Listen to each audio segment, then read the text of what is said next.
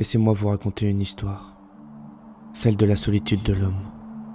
Il est si seul qu'il en vient à combler le vide du sens de son existence par quelques fils invisibles, imperceptibles. Car le rien, oui le rien, l'effraye, le vide, la faim, la mort. Il veut une raison, une en plus, car sa propre raison, celle-là même qui lui joue des tours, ne lui suffit pas. Il doit y avoir quelqu'un d'autre, quelque chose d'autre, un objet intouchable, inconcevable, expliquant la conscience et le sens de toute chose. Il hurle dans sa solitude, pleure, supplie l'univers, le prie de lui donner une réponse. Il veut être touché et qu'on vienne saisir sa main, même si il doit l'imaginer et l'inventer pour trouver la force de faire face à la vie, à l'inconnu, à l'incompréhensible. Il veut qu'on le guide, l'emmène loin et qu'on lui explique les causes justes, bonnes, nécessaires, parfaites de sa souffrance ici-bas. Or je crains qu'il n'y en ait pas. Pas de cause à la souffrance, pas de fils invisibles, pas de sens préétabli de l'existence. Nous comblons le vide. Nous aimerions agir pour quelque chose ou quelqu'un d'autre qui nous dirait « Ce que tu fais est bien, c'est la bonne chose à faire ». Et pourtant, comme seule réponse à nos prières, nous avons le silence. Nous avons peur d'échouer.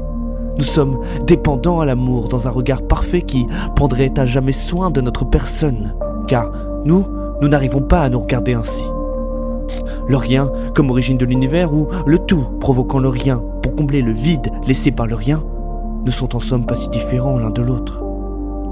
Le nihilisme est peut-être horripilant par le vent qu'il nous souffle, tentant de nous faire chuter brutalement de cette corde sur laquelle on tient en équilibre, difficilement. Toutefois, il nous donne une leçon d'humilité. Ce monde n'est pas à propos de nous. La nature n'a pas besoin de nous pour exister, ni de nous ressembler. Il n'y a pas de grand plan. Nous sommes le plan, l'histoire, le conte que nous écrivons et racontons chaque jour. Nous sommes, point. En réalité, le bien, le mal, le mieux, le moins bon, la souffrance, la joie nous appartiennent. Tout cela émerge de nous.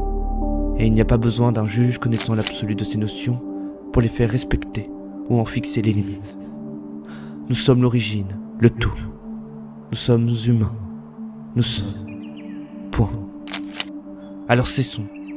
Cessons de le laisser dans les mains de quelqu'un d'autre. Faisons le nôtre. Cessons de tout donner au vide.